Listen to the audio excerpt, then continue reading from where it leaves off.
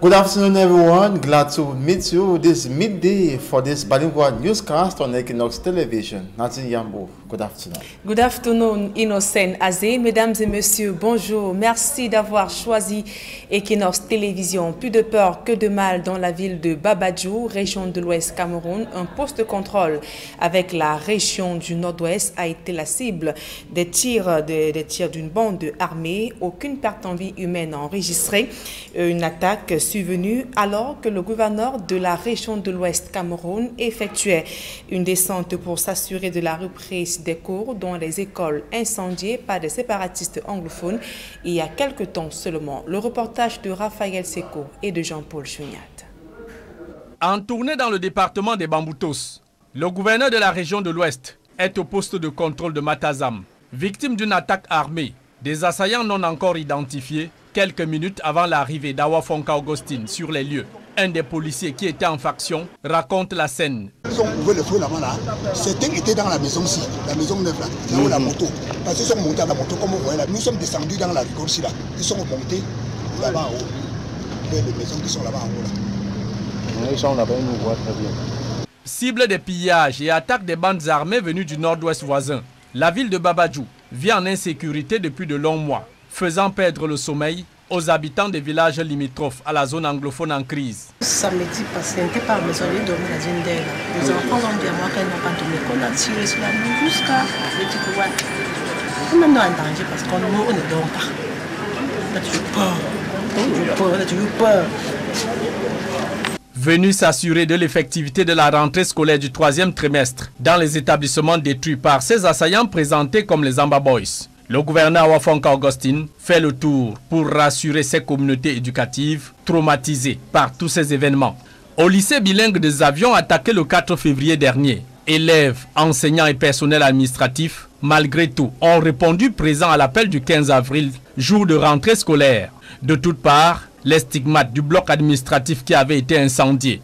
Nous avons trouvé les enfants à l'école. Ça veut dire qu'il y a la reprise des cours ici dans votre école et dans votre village. À l'école publique bilingue de Ngomafo, où une salle avait été détruite le 12 janvier dernier, c'est une autre salle divisée par des tôles de fortune qui abrite désormais les élèves du cours moyen 1 et du cours moyen 2. Au lycée bilingue de Bamenyam où le proviseur était enlevé, puis relâché le 29 janvier 2019. L'établissement subit le trop-plein d'élèves fuyant la guerre au nord-ouest. L'association des parents d'élèves tend la main au gouvernement dans l'espoir de résorber les effectifs pléthoriques et le déficit criard d'enseignants. Dans un établissement secondaire qui va la 6e en terminale avec les effectifs que vous voyez là, vous comprenez que si l'État ne nous appuie pas, ne nous aide pas avec les salles de classe, on ne pourra pas s'en sortir. De Babadjou à Galim, comme dans toutes les localités où est passé Awafonka Augustine, le gouverneur de la région de l'Ouest recommande aux populations vigilance et collaboration avec les forces de maintien de l'ordre pour mettre fin aux assauts répétés des bandes armées dans le département des Bamboutos.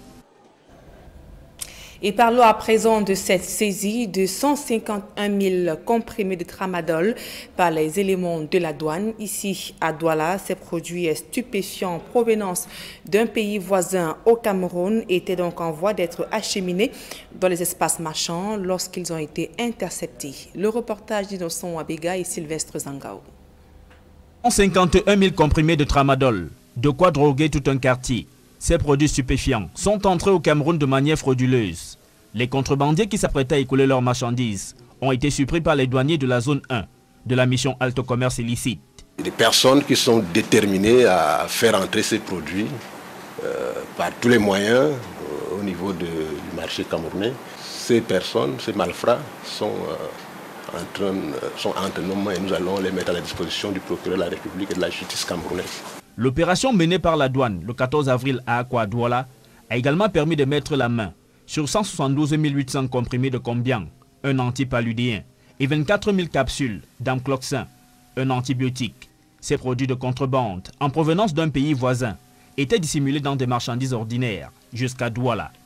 Dans le cadre de sa coopération avec la marine camerounaise, la douane a également intercepté sur le plan d'eau du Vouri une embarcation qui transportait près de 7000 litres d'hydrocarbures. Une patrouille de routine de la Marine nationale, appuyée par un renseignement de première main, a conduit cette équipe à interpeller aux environs d'Edo une embarcation artisanale aménagée de façon spéciale pour transporter des produits d'hydrocarbures qui procédaient à la livraison à des petites embarcations.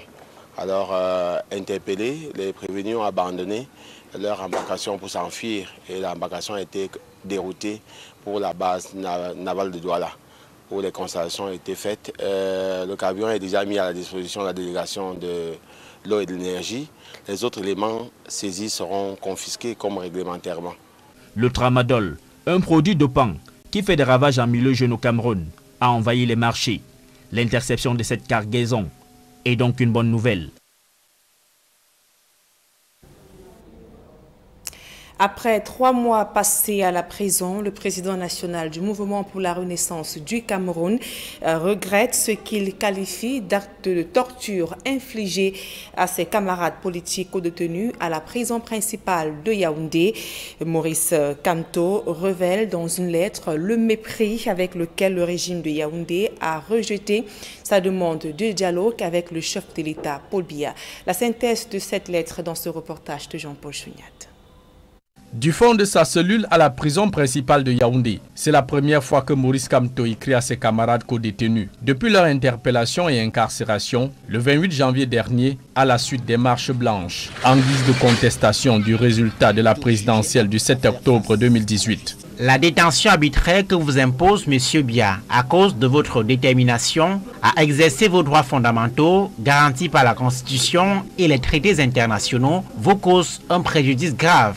Et sur cette démarche, le président du MRC déplore le mépris du pouvoir sur sa proposition de discuter avec Paul Biya, candidat déclaré élu à l'issue de ce scrutin. Vous êtes témoin du mépris avec lequel cette démarche a été accueillie par le régime et ses laudateurs. Sur les cas perpétrés dans les ambassades du Cameroun à l'étranger, Maurice Kamto s'indigne de l'acharnement des magistrats, de certains journalistes et membres du gouvernement à le tenir pour commanditaire de ces actes. Sans nuance et sans vergogne, ils affirment sentencieux, en dépit de nos dénégations et de la revendication de ces actes par les auteurs qui clament par ailleurs n'avoir aucun lien avec moi-même et le MRC. Sur la crise armée qui dévaste le nord-ouest et le sud-ouest, Maurice Kamto réitère la solution d'un cessez-le-feu.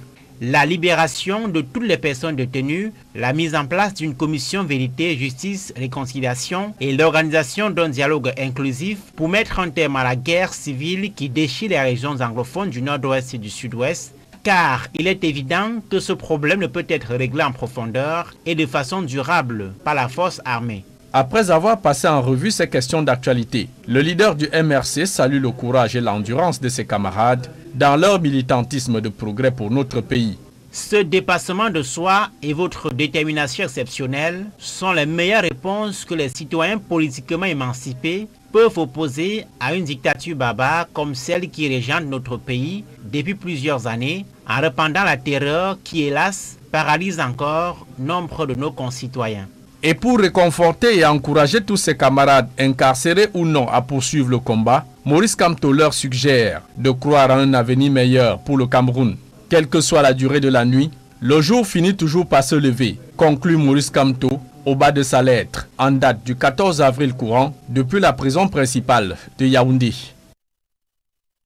Dans un tout autre registre à présent, dans la région de la Damawa, précisément dans le département du Mayo-Bagno, les populations sont victimes d'une instabilité de l'énergie électrique depuis plusieurs mois. Elles ont plusieurs fois manifesté leur colère dans les localités de Bankim ainsi que de Makba, mais des solutions n'ont pas toujours été apportées. Des réactions captées dans ce reportage de Gladys Sidi. À Bankim, ce sont des groupes électrogènes qui alimentent les ménages, commerces et autres structures en énergie électrique. Les populations ici sont constamment sevrées d'électricité. Elles disent subir des coupures durant des jours, voire même des semaines. On a le problème de délestage ici en Bankim depuis plusieurs temps. On part au moins à plus d'1 an, on n'arrive pas à travailler. Il arrive parfois que la lumière vient dans la nuit.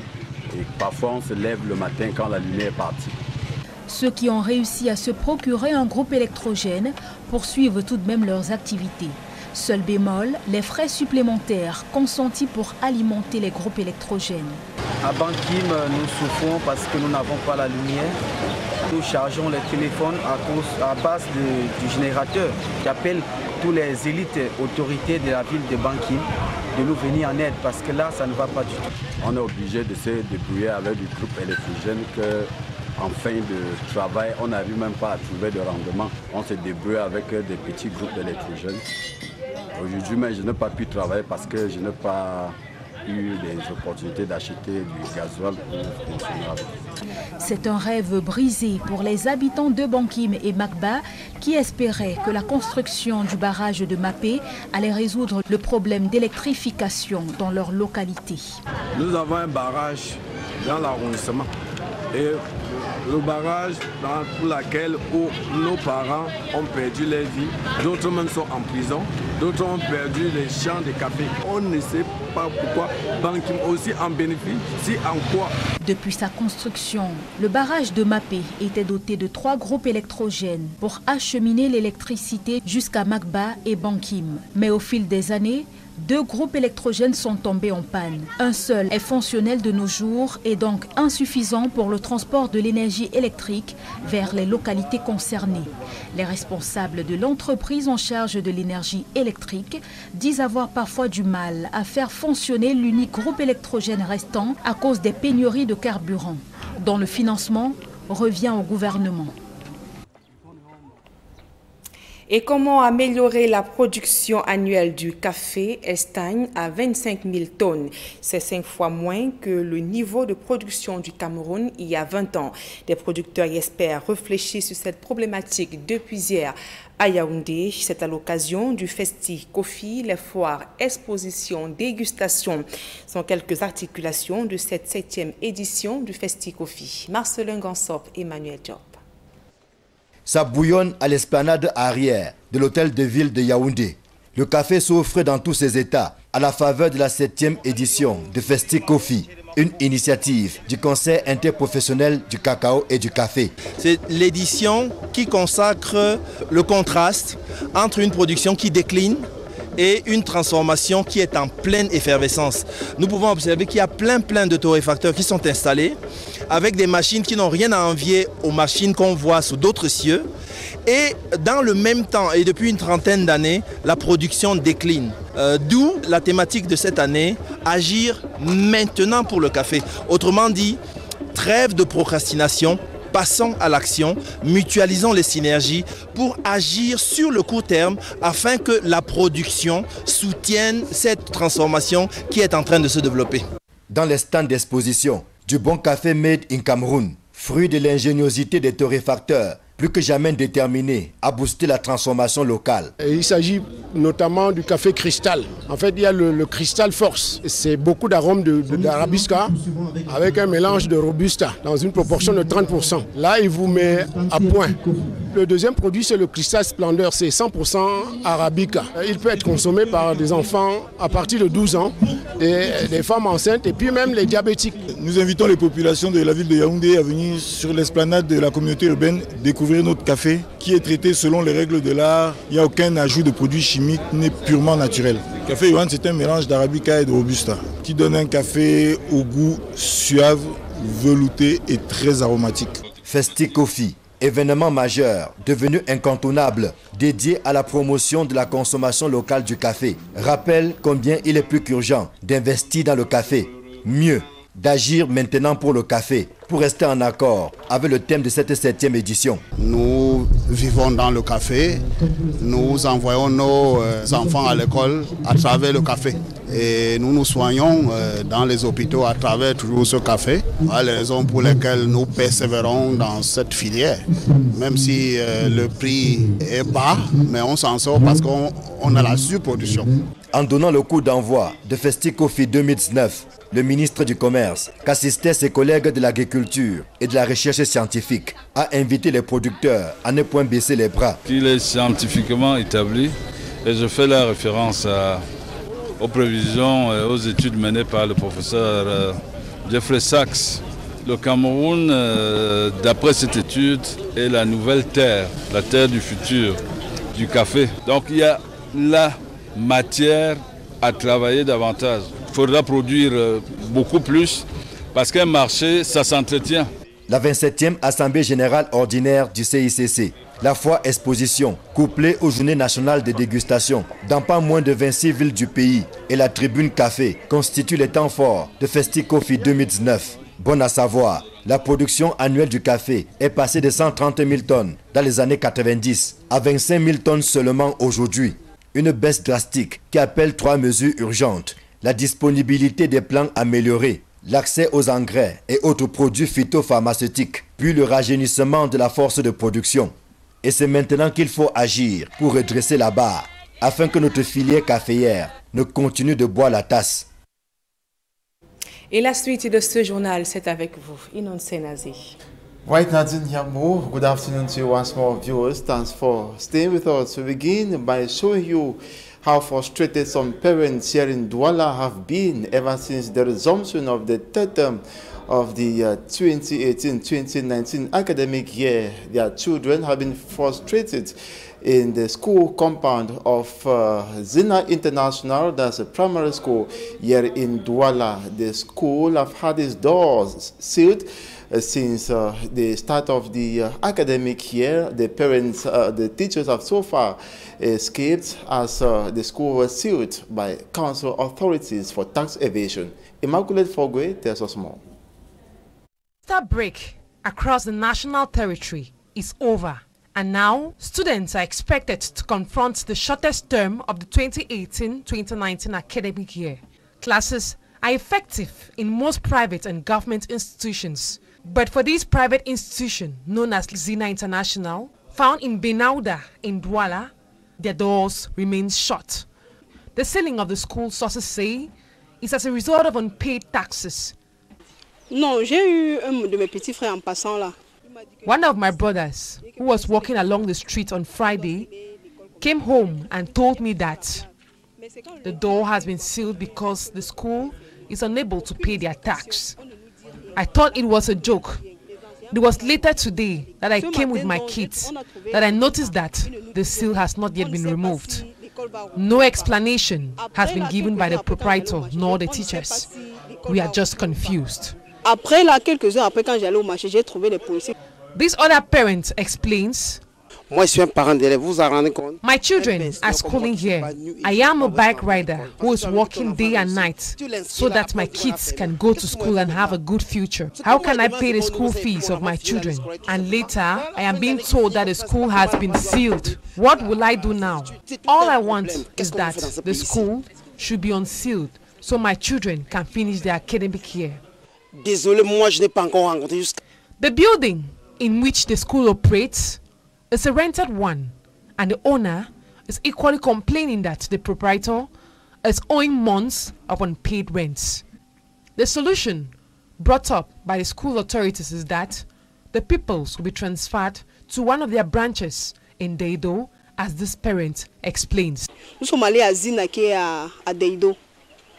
We have been asked to bring our kids in front of the school and that a bus will come pick them up at 9 a.m. and take them to Zina International, a branch located in Deido. Pour ceux qui sont pressés, ils peuvent amener les enfants dès le matin à 8 heures.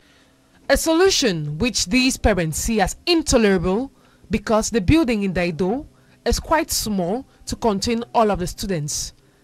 As these peoples await that the school should be unsealed, some of them are now experiencing an involuntary prolonged Easter break as they await for something to be done fast.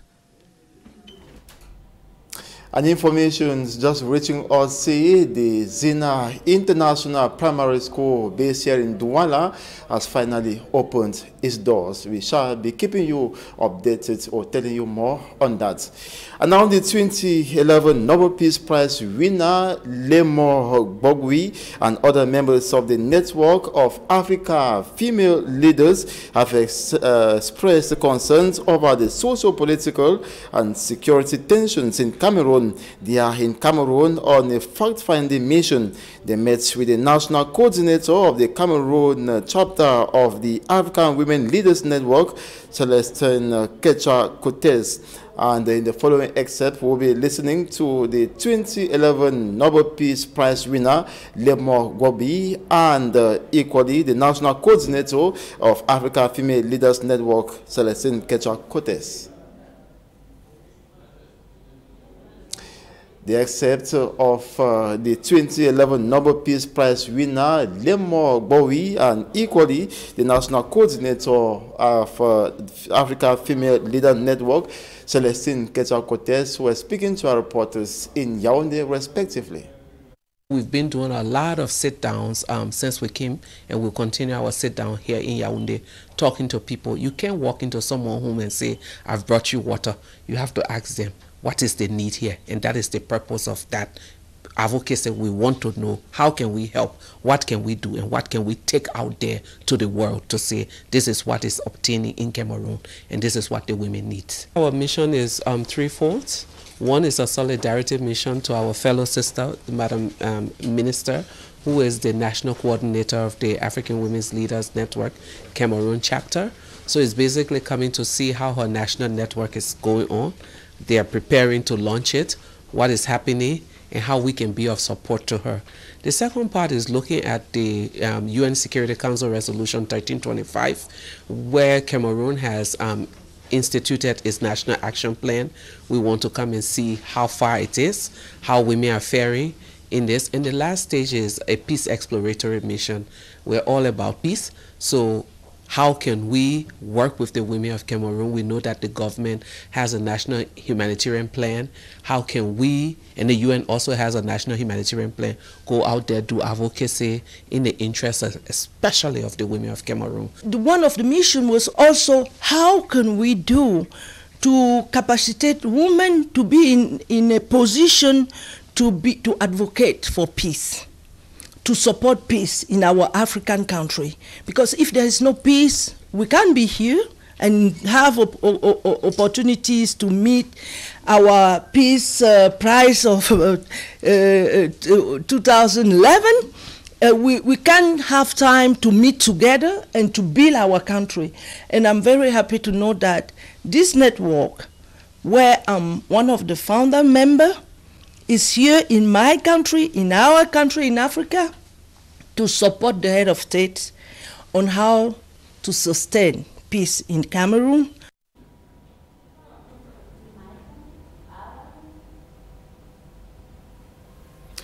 $151,000 tablets of tramadol have been intercepted from commercialization in Cameroon. Contrabandists were smuggling the illicit drug from a neighboring country. Amongst them were equally contraband consignments of anti-malaria drugs. This was the fruits of a cooperation between the custom and Cameroonian Marine. More in this report. 151,000 packs of tramadol intercepted in Cameroon by custom officials. This large consignment of illicit drugs was fraudulently brought into Cameroon by contrabandists who have been surprised by Zone 1 custom personnel fighting against contraband products. Des personnes qui sont déterminées à faire entrer ces produits. The custom commander, Philemon Amogo Owana, coordinating Zone 1, says the contrabandists will be presented to the state prosecutor for justice to take its course. The operation initiated by the custom personnel on April 14 in Akwa Douala has equally permitted the seizure of 172,800 packs of Combiat, an anti-malaria drug, including 24,000 packs of amclozine capsule, an antibiotic. These illicit drugs from a neighboring country were already being distributed in some stores before reaching Douala. In its cooperation with the Cameroonian Marine, the custom also intercepted this boat on the Wuri River, transporting 7,000 liters of contraband fuel. Une patrouille de routine de la Marine nationale. Captain Iyuk Syriac Kweche says the boat was intercepted around Daido. Aux environs de Daido. une embarcation artisanale. Culprits escaped, abandoning their consignments, which were evacuated to the Douala naval base. The fuel, he adds, has been put at the disposal of the regional delegation of water and energy resources. Les autres éléments saisis seront confisqués comme réglementairement. Tramadol is noted as major accelerator of youth into juvenile delinquency in society. This interception is thus welcomed as good news. The matter pitting the Cameroon Renaissance Movement opposition political party leader detained, that's Professor Maurice Kamto, and equally the Minister of Territorial Administration Paul Atanganji, that opened yesterday at the administrative court for the Central Region, lost in the Mfunzi court premises, is expected to resume today after it was adjourned to April 15 or 16, 2019. This was due to the absence of Minister Paul Atanganji, according to Bibuni Sak, Maurice Kamto's spokesperson. They dragged Paul Atanganji to court for banning peaceful demonstration of the CRM and general hatred on the party with threats to ban it. And meantime, Professor Maurice Kamto has called on his militants, supporters and sympathizers of the CRM party to remain hopeful and equally strong. Professor Maurice Kamto was expressing his desires in a letter he recently wrote to his supporters, militants and sympathizers in jail. More with Manjukan Geber. Since his arrest on January 28, 2019 in Douala, after a peaceful protest march in some parts of Cameroon, Cameroon Renaissance Movement CRM party's president, Professor Maurice Kamto, writes to his followers from the Yaoundé Principal Prison. In a 3-page letter written on April 14, 2019, Professor Maurice Kamto began by expressing the desire to talk to everyone involved in this dilemma they are going through as a result of Biya's regime. According to Professor Maurice Kamto, the arbitrary arrests imposed on them by Biya's regime was because of their determination and in an attempt of exercising their rights. Professor Maurice Kamto in the letter said it was with pains that he received the news of how his militants from Bafang, Chang, Bafoussam, Yaoundé and Douala were tortured and humiliated by the security forces of the Biya's regime. Concerning the destruction at the embassies of Paris and Berlin, Professor Maurice Kamto again stated categorically that the destruction had nothing to do with the Cameroon Renaissance Movement Party. Professor Maurice Kamto stated that through his lawyers, he has sent a message to the President of the Republic, Mr. Paul Biya, about his desire for them to meet and talk on the October 7, 2018 presidential elections. Apart from that, the letter of Professor Maurice Kamto also talked about the Anglophone crisis, where he suggested his own ideas on how to put to an end the crisis in the Northwest and Southwest regions. Professor Maurice Kamto brought forth 4 different points on how the crisis in the Northwest and Southwest region could be resolved. The putting in place of a disarmament, demobilization and reintegration committee to be created for a ceasefire to be achieved. He also asked for the liberation of all of those imprisoned. The putting in place of a Truth, Justice and Reconciliation Commission and the organization of an inclusive dialogue to put to an end the civil war in the Anglophone regions of Cameroon. Professor Maurice Kamto, however, told his militants to remain peaceful, as if courthouses in Cameroon decide to rule otherwise, the case will be judged at the international level. President Paul Biya of the Republic of Cameroon has sent a message to the President of France, Emmanuel Macron, after Monday's fire incident in Paris that consumed almost to completion the Notre Dame Cathedral. In the letter dated Tuesday, April 16, 2019, Paul Biya said his emotions are real. He also expressed real emotions to the Conference of the Bishops of France and the French nation on his official Facebook page.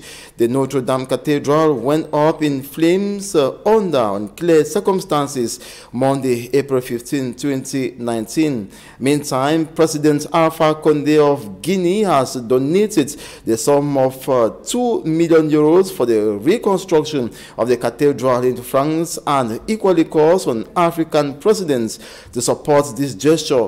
Reactions from social media have, however, been condemned as an act that instead they are proposing that this sum should have been used to reconstruct or to modernize African countries. According to many Africans, there is need for such gestures not to be welcomed. And that's it for this midday bilingual newscast. Thanks so much for watching. Another is at 4 p.m. Do not miss. Nathan Yambo à 16h. Merci Equinoxe Nazé. Fin de ce journal, mesdames et messieurs. Merci pour votre aimable attention.